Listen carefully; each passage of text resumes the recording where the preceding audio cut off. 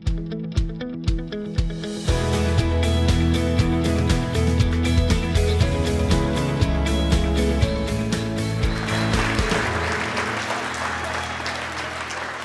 know, I live in Dallas, Texas, and we got a little Dallas, yes?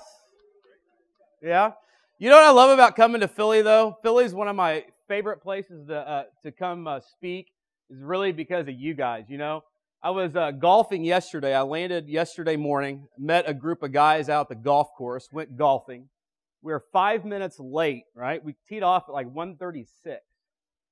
And I was golfing with Tim Heil here, who is on the panel later on today. And we were 5 minutes late. And when I say we got our ass chewed, that's an understatement. 5 minutes, man. And Tim's like, man, like just this guy's relentless. I said, you're not in Texas anymore, Tim. You're in Philly. And I said, but we reserve the right to be brutally honest and direct with you guys today as well. Is that okay? You guys like that? Awesome. Well, thanks for having me. My name is Pratt. I'm CEO of Success Systems and Fuel Lead Systems. My goal today is really, just to bring as much value to you guys as I can, leaving you better than I found you. Sometimes I sit here and I look at these speakers and I think, man, what did I do to get here? And I hope today these 5 things will help you connect some of those dots and how you can implement them in your business. So here's what we're going to cover today. I'm going to show you how to gain clarity by being more strategic. Create a vision for your life that creates a burning desire to achieve your life purpose, and why you must get real with your environment, and easily make a plan, and how to take more action to implement and execute. And we're also going to talk about the 3 enemies of action and how to avoid them. Now, the first golden key to exceptional success is have a vision. Now, a lot of people talk about vision, and I'll tell you, for me, vision is everything, because vision is what got me out of where I was at an early age. Surrounding myself with the right people, having the desire to want more, and being okay with being an entrepreneur. Because as an entrepreneur, we have to go long periods of being misunderstood. Is this true? Yes.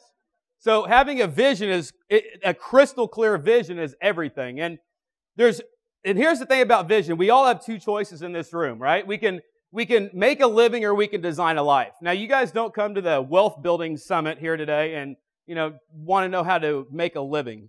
It's about how to design a life. And what does that life look like? For me, it was, I grew up, I just turned 33 years old. I grew up in Northwest Missouri. In high school, I worked on a dairy farm. When I grew up, it's in the middle of nowhere, right?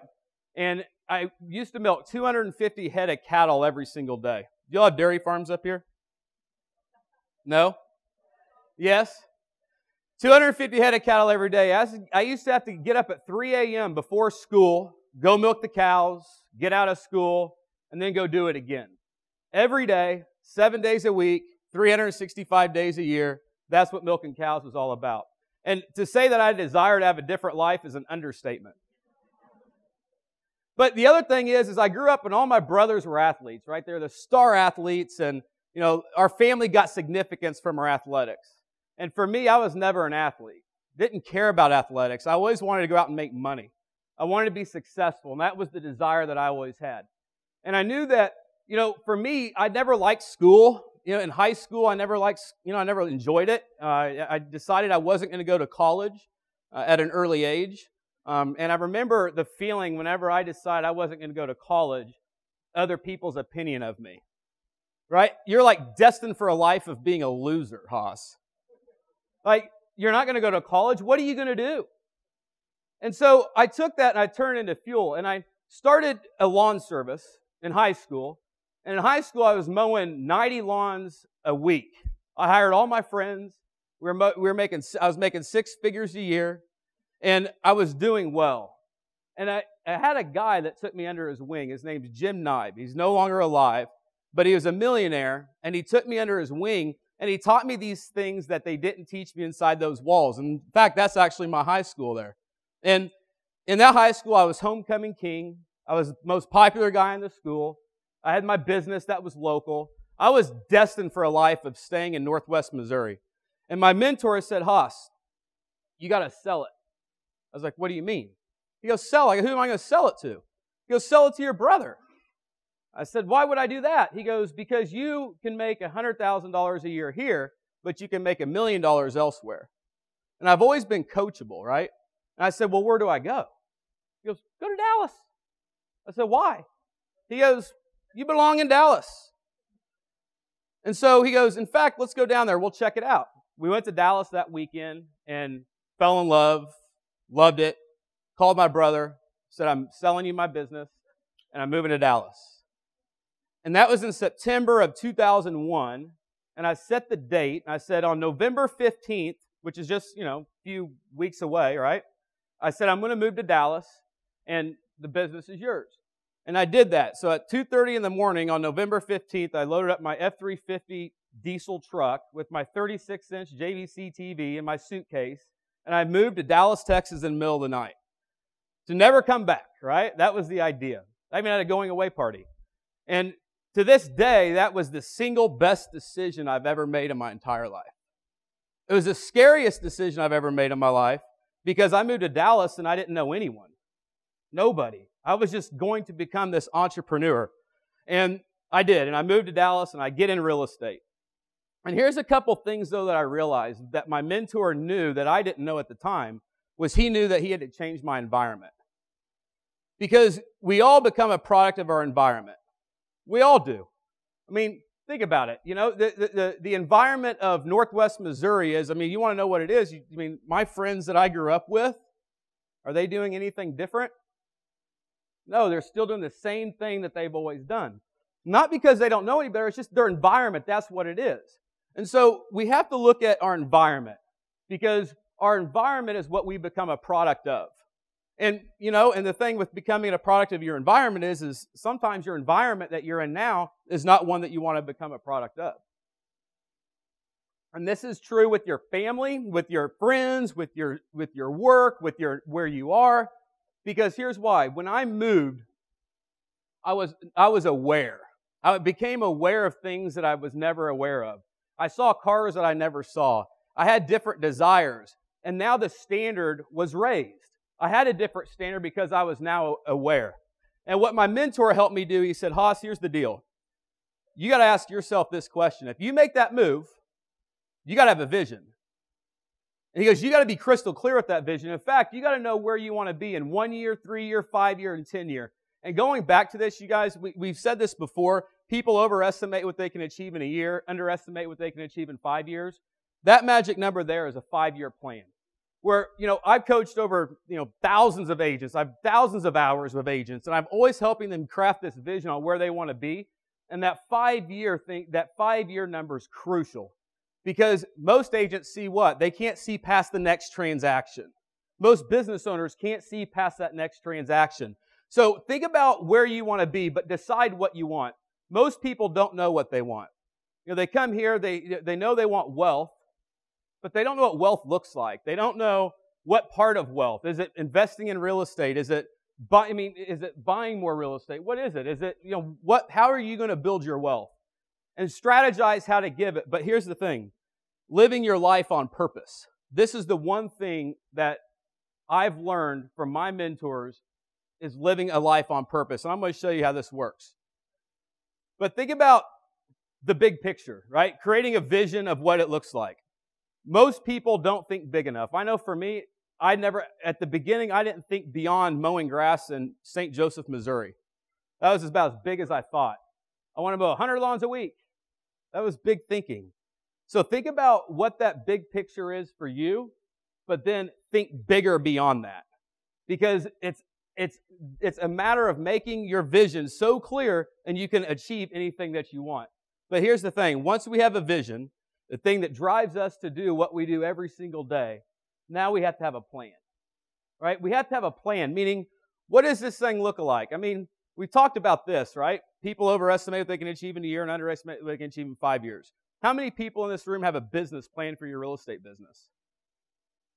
Awesome. Sweet. All right, I want to give you guys a free gift. I'm going to give you an amazing business plan. And I don't have it on here. I'm just going to let you write it down.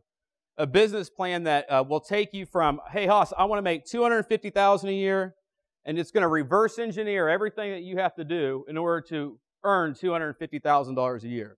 It'll strategize. It'll help you strategize, get clear on what those activities are that you need to do. And you can go to this site. Go to planlikeaboss.com. Planlikeaboss.com. And that's just a free gift. Good stuff. Great plan. Here was my vision at age 25. In fact, I wrote this down in my journal. I pulled it out the other day, and I was looking at it. At 25, this was my vision. I wanted to be a millionaire at age 30.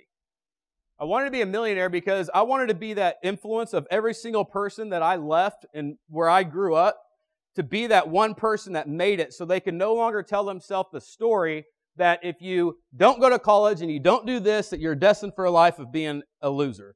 Or you're not going to achieve success because you didn't do this. I wanted to be that example. And in order for me to become that example, I wanted to set out and become a millionaire at age 30. I wanted to marry a Texas girl because, the women in Texas were better looking than the women in Missouri.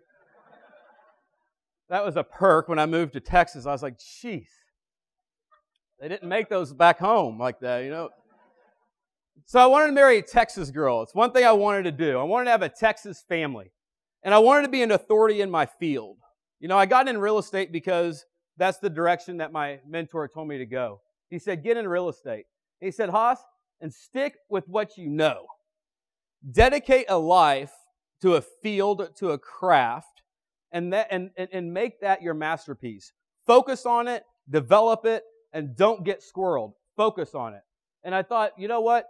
For me, that's what I had to do, is I wanted to become an authority in my field. But I wanted to take it up a notch because I've always had a passion for helping other people, teaching other people, helping them see things differently than they actually are, helping them achieve their goals. So I wanted to be a coach.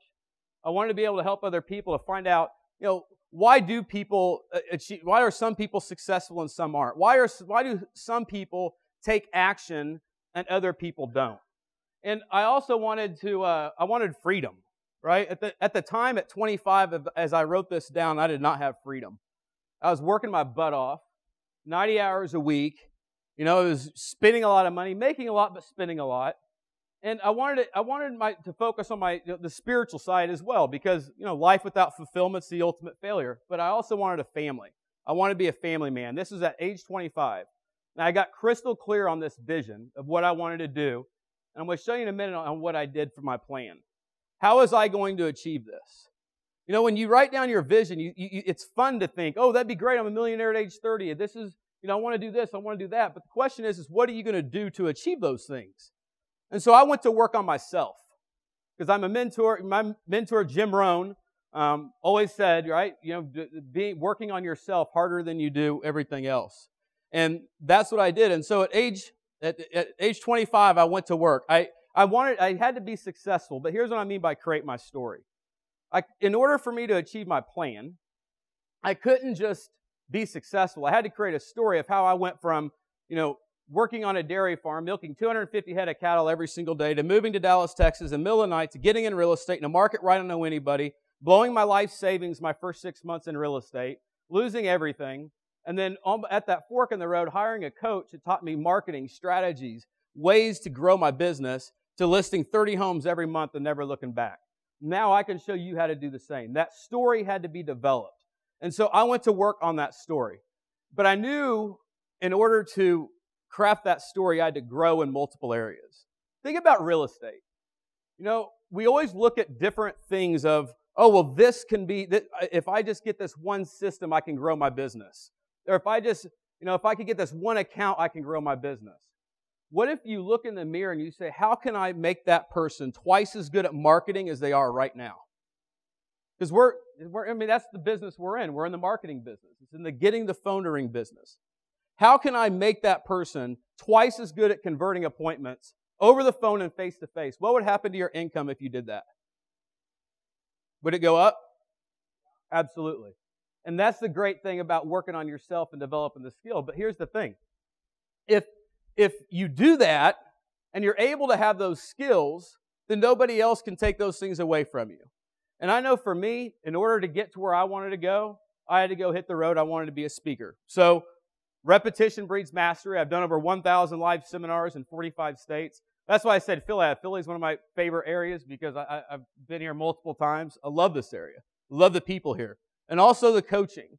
Knowing why people take action and why others don't. It's a psychology that I was obsessed with. And I knew that the only way that I could identify those characteristics is to go figure it out, to master it. It's easy to sit on the sidelines and tell people what to do. But if we really truly get in there and see what makes people tick, and that's exactly what we did. And I won Marketer of the Year, and I knew this, that in order for me to marry that beautiful Texas woman who, was the perfect wife, if there is such a thing, that I had to change who I was. Because that person would not marry the person that I was at the time. Why would she? I'm working my butt off. I have no balance. What am I going to give her? And so I went to work, and then my results, within less than 5 years, I was a millionaire at 29. I married my Texas girl. That's my family. I built a multi-million-dollar coaching company and software company, but I enjoy freedom. But I find my freedom in that picture right there. That picture was taken at Disney and at Disney World this year. Actually, we planned this trip to Disney World. Have you all been to Disney World? That'll blow your mind. And I went to Disney World. We planned it for 8 months, and we woke up that morning and we told our girls. We said, "Hey, girls, we're going somewhere." They said, "Where are we going?" I said, "We're going to Disney World." And they got so excited, and we went. And this is the first picture that we took. 3 girls, by the way. I said I wanted 3 kids, but I was wanting a boy in there somewhere. But I guess be careful what you wish for. We got 3 girls. All right. So this is my story. And this is what's so awesome about where we are today. And I think about that. I tell you that story, and I'm passionate about it, and I'm proud of it. But what happens? What's next? Right? Where do you go whenever you've achieved what you set out to achieve? And it's always amazing to be around people that will allow you to be a reflection of your weaknesses or a reflection on how far you need to go. One thing that I've learned is there's always another level, right? Is there always somebody doing better than you? Yes. Is there always somebody that's selling more homes? Yes. Is there always somebody who has more balance? Yes. Is there somebody that's healthier? Yes. There's always that. And it's always important that we always surround ourselves with those types of people. And for me, this is Tony Jerry. If you don't know Tony, he wrote a book called Strategic Acceleration. If you haven't read the book, this book's phenomenal. And I met with Tony recently. And Tony says this. He says, get clear on what you want to have, share, experience, and perhaps most importantly, what you want to become.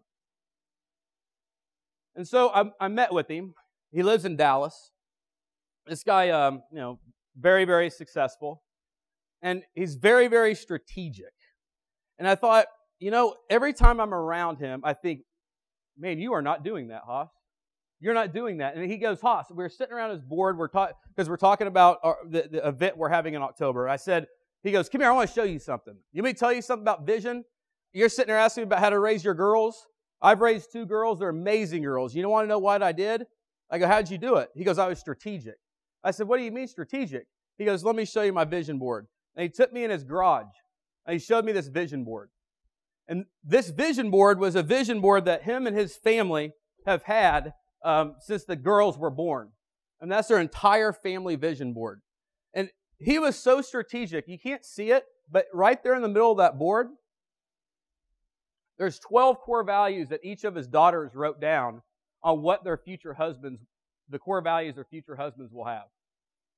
And these 12 things are the ones that he sat down. He was so strategic. He sat his girls down at a very early age and crafted through that. He goes, have you done that? I was like, no, my girl's like 2 and 1. Why would I do that? Are you kidding? Of course not. Right? He goes, Haas, always be on purpose, especially with your kids. He goes, because your kids have got to see you setting goals, accountability, growing. And I thought, you know what? That's something, because I don't have a family vision board. Does anybody in here have a family vision board? Just a couple people. That is what I mean by being on purpose and being so strategic. And in fact, he wrote a book with his daughter when she was 8 years old. And I said, why? What was the book? He goes, I did it because when an 8-year-old writes a book, she can no longer operate the same way. Right? Her confidence will be forever changed. And he goes, I did that because I was on purpose and I knew before that that would happen, and that's the reason why. So be on purpose, but be strategic and gain clarity. Can we all be more on purpose? Yes? Can we all be more strategic? Yes. Because you can achieve any level of success that you want to achieve. You got to have the strategy in place in order to achieve it. But most agents, most entrepreneurs are not near strategic. They operate and they rely on their talents, and they are successful at it, so they're not experiencing enough pain to change. So that brings me to golden key 3. How many times have we heard take action today? A lot. Somebody said, Haas, you need to talk about take action because not enough people are doing it. It reminds me of whenever I was at Harvard University. Where is that? Boston. The other day. Last month. And I'm looking around, and I thought, my mentors used to say, Haas, information without action is useless. It's no different here today. What you guys are learning is awesome, but without action, is it useless? Absolutely. Action is everything. And I'm looking around the room, and I'm looking at all these people who are going to Harvard, and I'm like, they're so brilliant. But does that information mean anything if they do nothing with it? Absolutely not. And the taking action is all about this. And I have this hanging in my office. You guys will like this. Are we all entrepreneurs in the room? Yes? Are we all self-employed entrepreneurs? Absolutely. Is your success up to you? Yes. I believe anything is possible. I see opportunity when others see impossibility. I take risk. I'm focused. I hustle. I know that nothing is unrealistic. I feel overwhelming love. I embrace my childlike wonder and curiosity. I take flying leaps into the unknown. I contribute to something bigger than myself. I create, I grow, I learn, I do. I believe it's never too late to start living a dream. I am an entrepreneur. Does that not fire you up? I read that every single day. I love it because that right there is what it's all about. That's the spirit of being an entrepreneur. And here's the thing. This right here, your ability to take action, is the single most important thing that is between where you want to be and where you want to go. I heard somebody say the other day, the only thing that stands between you and your dreams is the bullshit story you tell yourself of why you haven't achieved it. I said, that's as good as it gets. Right? We all like to tell ourselves stories of why we can and can't do things, but the ability to take action is everything. And here's the thing. Let me tell you something about taking action. Why do most people not take action? Why? Why does fear stop people? Fear of the unknown. Why is fear of the unknown so scary? What's that? That's right. Do you know why successful people have haters? Yeah. Why as an entrepreneur you have to go so long periods of being misunderstood, nobody understanding you?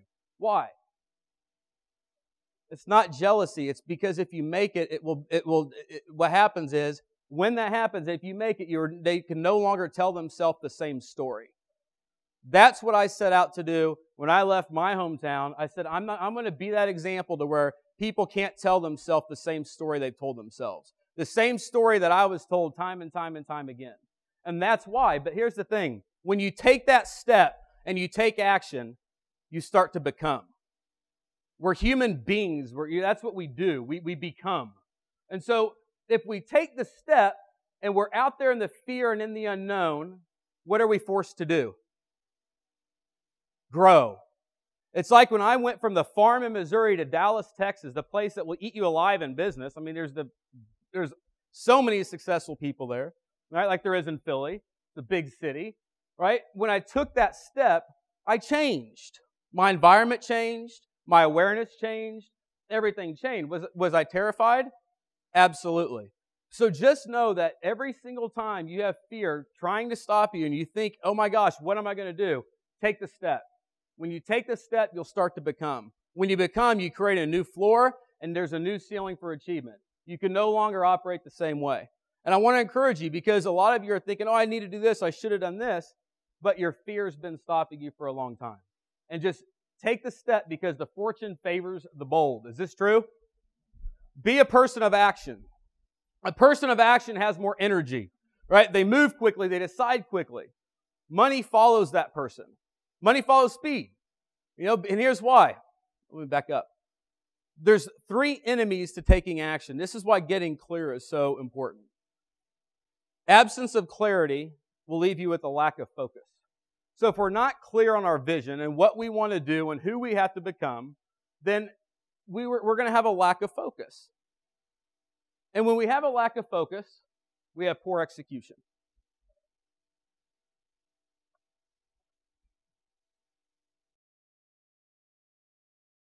You take more action. Say, you know what? I am done telling myself the same story of why I'm in this position.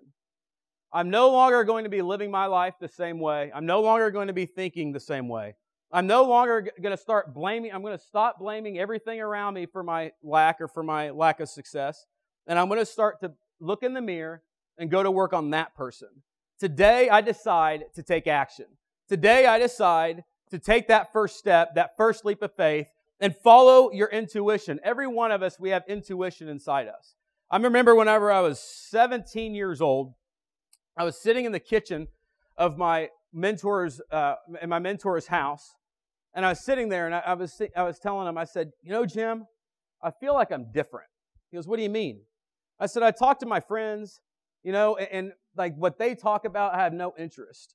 I said, I look at life like this. I have one life, and I don't want to live that life the same way that every other person around me is living it. I want to make my life a statement. I don't want my life to be an apology. I want my life to be a damn statement, and I'm willing to do whatever it takes in order to make it one. Because that's the example I want to set. And he goes, Hoss, you know what you have? I said, what? He goes, you have the spark. I said, what's that mean? He goes, it's the spark. A lot of people have that. But it's your job to turn it into a bonfire. I thought, that's pretty good. He goes, you know what else a lot of people have? Potential. There's a lot of potential out there. A lot of people have potential. But potential ridden with fear and inaction is nothing. It's useless. There are a lot of talented athletes that do nothing with their athleticism. And we had this conversation in his kitchen, and right there is when I decided, I said, from this day forward, that's what I'm going to do. I'm going to do everything it takes every single day to make my life a statement. And we made that commitment. And even today, standing here, it takes me back to whenever I was sitting there talking to him in that living room, and all the fear and all the things that were going through my mind, and it all comes back down to following that intuition. I knew what I had to become. I once tell a story about this guy when I mowed grass. By the way, I'm in high school, mowing 100 lawns a week. That's a lot. A lot. And this guy, I'm filling up the lawnmowers at the gas station. And he pulls up, and we have a truck, and it's a big trailer full of mowers, and I'm filling them up. And he pulls up next to me, and he goes, hey, Hoss. I said, hey, Terry, how you doing? Good. So you still mowing grass, huh? I'm like, yeah, of course. What else am I going to do? I'm not going to college. He goes, I know. He goes, when are you going to get a real job? And he told me that. And I turned that into fuel. You know what I told myself? I am unemployable. I will never be employed. And right then is when it triggered. And I said, you know what? That is what I have to become. I'm going to turn this into fuel. I'm going to go out there. I'm going to make this. And guess what? I went back home for a Christmas party 3 years ago. And guess what the guy did? Asked for a job. I said, I'm good. We're good then. That was it. And he did. Asked for a job. But the point is do we have a lot of naysayers, you guys? If we're looking for encouragement, are there more people out there to bring us down? Yes? That's why it's important to always focus on yourself and growing yourself.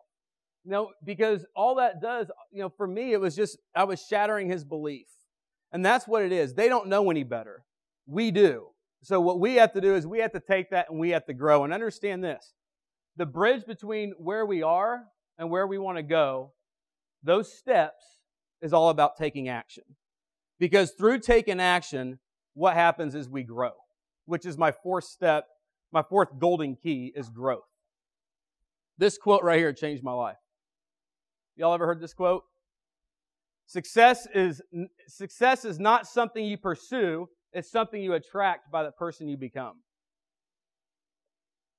I joke with my wife about this. Pursue, right?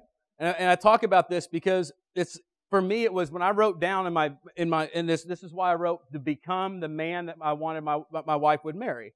This is exactly what I meant by that.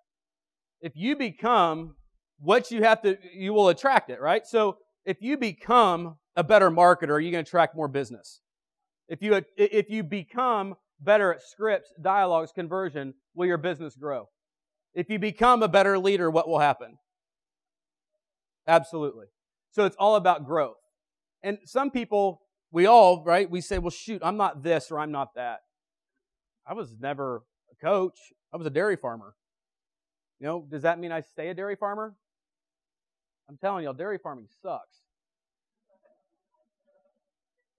Bad.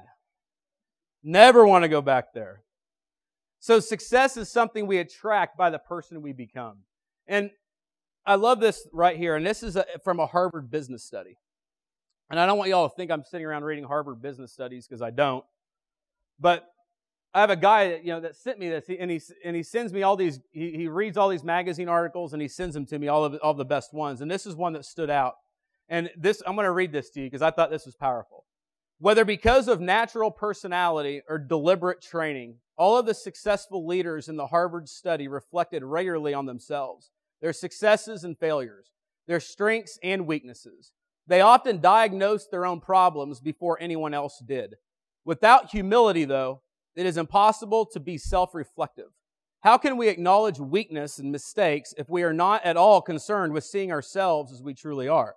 Humility is the necessary virtue for all of us if we want to self-assess accurately. If we want to be the ones to change course when necessary before circumstances do it for us. Is that powerful? Self-assess. So where are we today? What areas today? Where are we today? What are our strengths? What are our weaknesses? For me at the time, I was great at sales. I was good at networking. I had a positive attitude. I always had a good attitude, but you know what? My weaknesses, sticking to it. I'm a high D. One of the biggest weaknesses of the high D personality is what? We get bored. Do we get bored? I tell a story. Whenever I was my first year at Keller Williams, I was at Keller Williams family reunion in Las Vegas. This is some amazing advice that I was given. I was sitting in a limo with David Osborne, and I'm sitting there thinking, why am I in a limo with David? And we're sitting here waiting for Mark Willis to get in the limo so we can go to the airport. And I had this opportunity with David in the limo and me, because David's always been a great mentor of mine. And David goes, hey, Mark, Haas, I don't know what time, I would think I was 22 or 3 or something like that at the time. And he goes, what advice do you have for him? And he told him my personality and, high D kid, da-da-da-da. Mark said, stick to it. He said, you're always going to get bored with the repetition. And he goes, mentally, you're always going to be thinking there's something better, Haas. Always. Because it's the way you're wired. Understand that that's the way you're wired, but understand that it doesn't have to be that way. Be obsessed with the repetition. Because if you do it over and over and over and over and over again, that's what it's going to take for you to get to where you want to go. And even to this day, Mark Willis in that limo is in my ear when I think, I don't want to do this. Oh, I don't want to go get on another plane. Or I don't want to make another call. Stick to it. Keep doing it and do it over and over and over and over again. This is why. Because if we self-assess accurately, we know what our strengths are, we know what our weaknesses are, we know what areas that we need to improve in. Are we always able to improve in different areas of our life? Yes. And like Tony Robbins says, success without fulfillment is the ultimate failure. So I knew this. I knew that, and I'm going to let, David's going to be talking about this a lot, I'm sure, because having a balanced life. I saw a lot of people around me that were successful in one area or another. But to me, success is in all areas. To me, that's what it's all about. I want to be able to be successful in all areas. Am I always on in all those areas? Not always, but I self-assess all the time. And I say, you know what? You need to improve in this area. You need to do this, and in this area, you're doing great. And here's the thing, is some of the best advice I've ever received on this. It's from Jim Rohn. Take 10% of your income. You guys, we're all entrepreneurs. You're all self-employed. They don't teach this stuff in school, right? Invest 10% of your income and back to your personal development. But have great mentors. So what do you mean by invest 10%? You're only one piece of information away from achieving any level of success that you want to achieve. Jim Nye changed my life when he said move to Dallas, Texas. Somebody told me one time about a website that literally transformed my business off one website. Why? Because I went to a conference, I learned about it, and I implemented it. But the finding is reserved for the seekers. So take 10% and invest it. Get a coach, read books, attend these seminars, but what's most important with what you do with that information? Take action. Not only take action, but take massive action. I go to seminars all the time. I'm on the road all the time. I'm either attending or speaking because all my friends are at these things. You know, they're not, in my hometown, right? They're like everywhere else. When we come here, it's like this is my family here, all you guys. Like, the people that I only see whenever I travel, I get on an airplane. And those are the people that I feel most comfortable with being because that's the environment that I choose. Like the GoBundance Mastermind Group. We get together and guess what? We self-assess accurately. And if we don't self-assess, we're going to assess for you, right? And that's what it's all about. It's about having that accountability. I moved to Dallas, Texas with one book. And my mentor said, build your library. And I said, why? He goes, because millionaires have libraries. The broke people have big TVs. I said, well, I think. But now I'm like, don't we have big TVs and libraries? It's right? That's what he said. He goes, the broke people have big TVs. You go build your library. And that's what I did. And the last is taking massive action. I love this story about burn the boats. You know why I love the story about burn the boats? Because that's what it's all about, is taking massive action. And taking action, but being committed to the action that you take. Not getting halfway in and going, whoa, whoa, whoa, whoa, I shouldn't have done that. Let me back up. Let me see. Hold on. And then our fear starts sinking in. I love the story about Hernando Cortez. And I'm going to share this story, and I'm going to do the best job I can at it. But I'm telling you, I think about this all the time. Hernando Cortez in 1519. By the way, in 1519, that was a long-ass time ago. I don't know what they were doing in 1519, but this guy was a conqueror. I think they taught seminars on how to be a conqueror back in the day, right? It was like that's all you could do. That's all they did. This guy set sail on a voyage that would take him from the shores of Cuba to the Yucatan Peninsula. And he was going to take the world's richest treasure. It was held by the Mexican army. They had held over by over 600 years. This army had this treasure. It was full of gold, silver, artifacts, and jewels. And army after army failed to take this treasure. They failed at it. And Cortez says, I'm going to take the treasure. But he knew he had to do something different than everybody else did, because if he did what everybody else did to take the treasure, he would fail. So he knew that he had to have an army of men whose level of commitment was beyond that which an ordinary person considered commitment. And so he went back and he gathered this army and he painted a picture of what this army, what this was going to be like, what their lives were going to be like after they captured this treasure of gold, silver, and artifacts, and how their children are going to grow up in wealth and in favor. And he painted this crystal clear vision for this army. And he said, I got it. And he set sail. And halfway across the voyage, Cortez realized that he had a problem. He had 500 soldiers, 16 horses on 11 ships.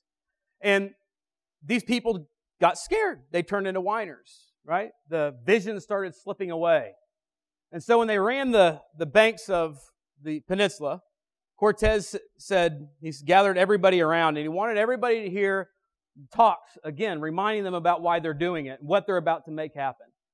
And he gathered everybody around, and what he did is he said 3 words that changed literally the course of everything. He told his army to burn the boats. He said, burn the boats. If we're going home in their boats. We're not taking our boats. And the army torched their own boats. An amazing thing happened after that. They fought really well. Right? Why? Take the treasure or die. That was it.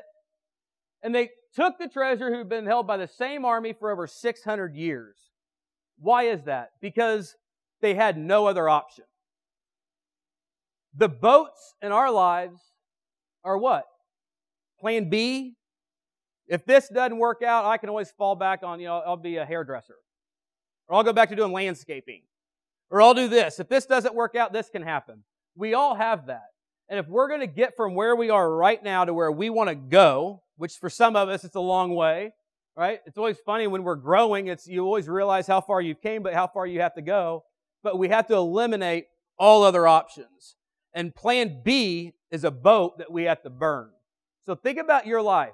What boats in your life do you have to burn? What is it that you have to do on a daily basis to achieve this goal?